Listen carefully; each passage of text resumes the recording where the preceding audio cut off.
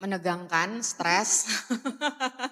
Kita bisa punya mimpi, tapi how to-nya ini akan menjadi tantangan. Let's give applause for Gail and Naura's parents.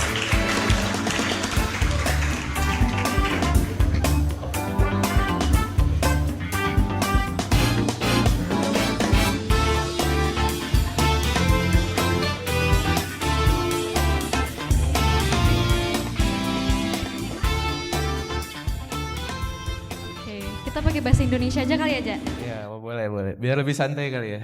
Oke, boleh dong Tante perkenalan terlebih dahulu. Selamat pagi semuanya. Nama saya Stani, mama dari Gail.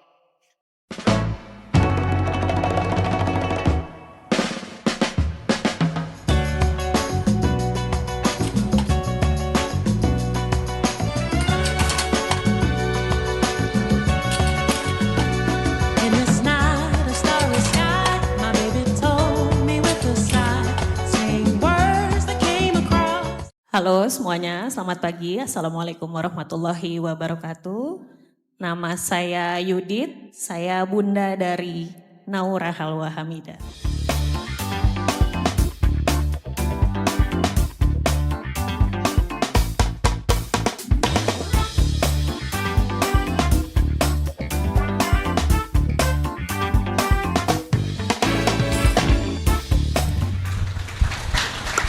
Oke, jadi tadi kan kita udah denger dari point of view-nya Gail sama Naura. Kalau dari point of view orang tua nih, preparation project-nya Gail sama Naura, ini selama berapa bulan ini gimana sih Tante? Menegangkan, stres.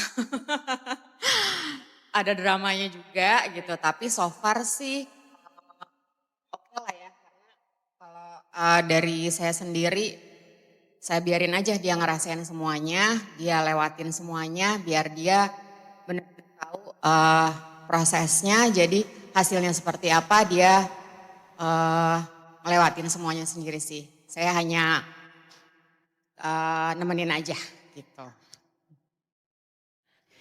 Iya, kurang lebih sama ya. Tapi sejujurnya ketika pertama kali mendengar ide Naura membuat tas, oke. Karena Naura punya dasar menjahit memang. Dia suka menjahit, dia suka craft, belajar otodidak. Dia juga bisa sedikit menjahit dengan mesin. Tapi ketika saya dengar tas berbahan kulit, jedar. Oke, bahan kulit ya, saya bilang. Karena dalam pikiran pasti it cost a lot of hard work and hard money gitu ya. Pasti butuh investasi yang sangat besar gitu. Jadi dar-der-dor juga sih pas awal itu. Bahkan sempat terpikir bisa nggak ya menggeser. Oke nak, gimana kalau bahan lain gitu ya. Tapi memang Naura ini kalau sudah dia fokus menginginkan sesuatu, dia persevere, dia akan berusaha mempertahankan dan akhirnya luluh lah gitu ya. Oke, kita akan coba gitu. Jadi kurang lebih awalnya begitu ya, kaget dulu gitu, tas berbahan kulit. Tapi ternyata Naura membuktikan bahwa dia bisa. Saya sendiri amazed melihat hasilnya yang di usia 15 tahun dia bisa melakukan itu dan saya sudah usia 42 belum bisa juga gitu. Jadi alhamdulillah. Dan luar biasa juga pastinya karya anak-anak yang lain ya. Baik Tante, jadi setelah proses yang panjang nih Tante, apa sih yang Tante lihat dari perubahan Gail dan Naura seperti skills baru atau cara mereka menghandle suatu masalah, apa yang Tante lihat dari mereka berubah kayak gitu Tante?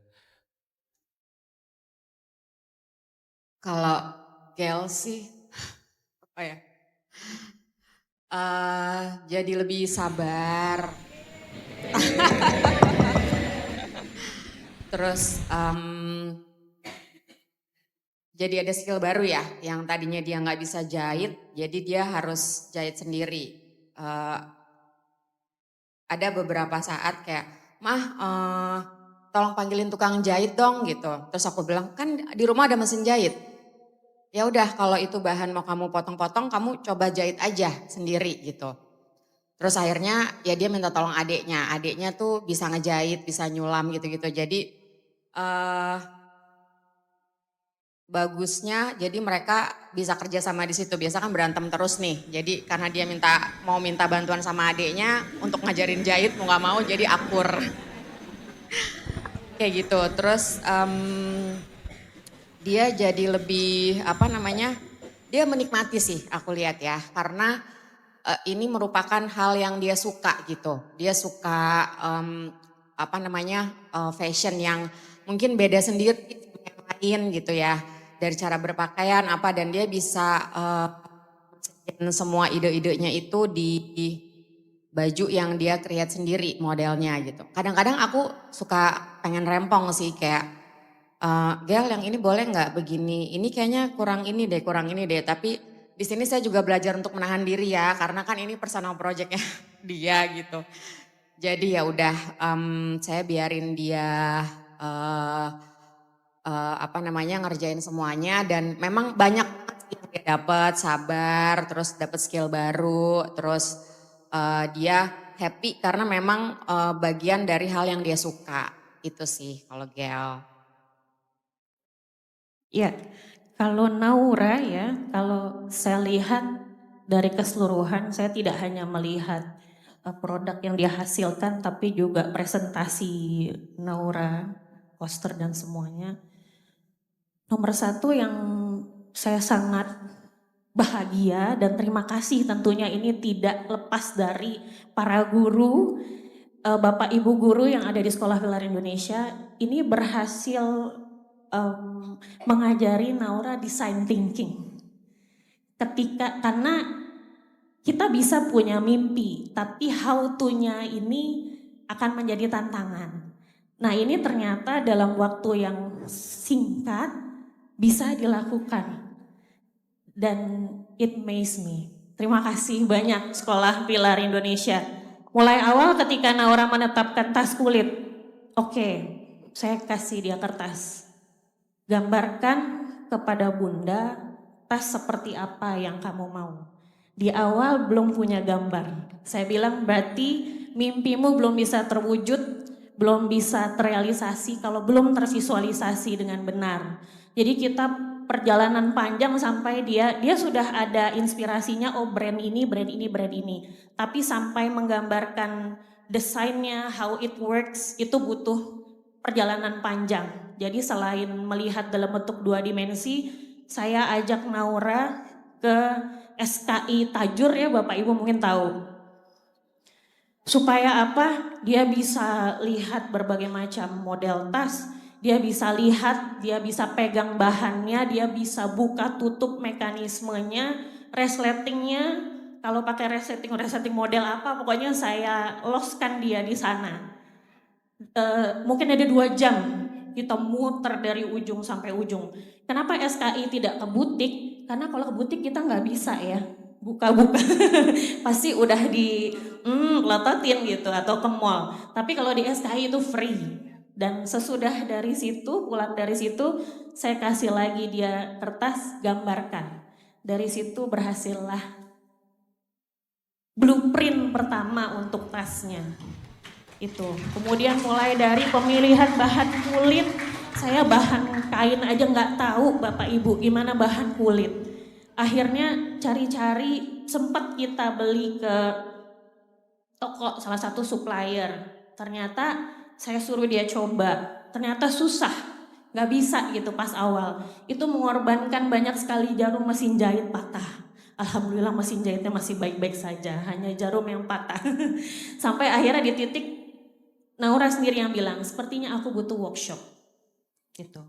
Habis itu kita hunting workshop yang ternyata itu Bapak Ibu Naura menyelesaikan ini mulai dari basic sampai dia selesai. Jadi ada basic course dulu baru dia bikin tasnya. Itu kurang lebih 12 sesi total. Satu sesi itu 6 sampai 7 jam. Dan itu diambil di Sabtu dan Minggu. Jadi dia almost tidak punya hari libur mengerjakan project ini. Jadi Naura, you should proud of yourself. Gitu ya, harus bangga pada diri sendiri bahwa bisa berhasil.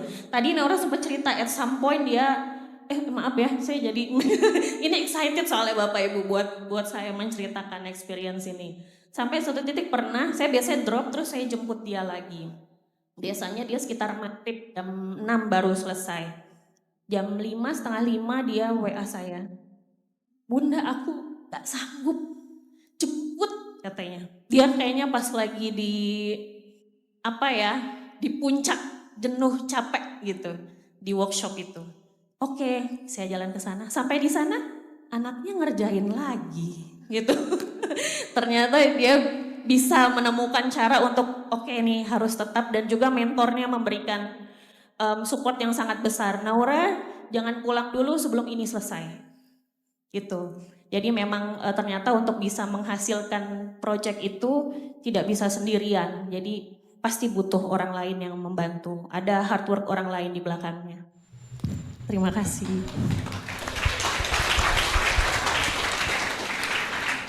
Baiklah, ternyata memang prosesnya membutuhkan satu effort yang sangat besar dan dukungan yang harus besar juga kepada murid-murid kelas 11. Betul, betul. Beri tepuk tangan sekali lagi untuk Tante